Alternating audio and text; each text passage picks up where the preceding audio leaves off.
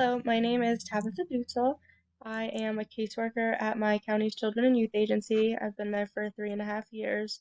A little bit about that is I'm in the intensive protective unit, so I see my families at least once a week. Typically, my cases are new parents with infant children who either have severe mental health or severe drug and alcohol problems. So I check in on them weekly. We put a provider in place to do parenting, make sure they get to their appointments, to make sure that they're doing counseling of whether it be mental health or drug and alcohol. Um, that's a little bit about my work. I do have a kiddo. She'll be 4 at the end of this month, so um, very time consuming.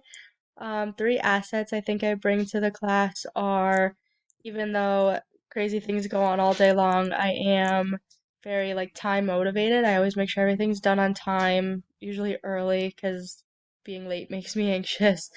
Um, I'm very supportive, especially at work. I'll support my clients until I can, I'll do whatever I can for them as long as they're willing to put in the same effort that I am, especially when it comes to, keeping their children in their home.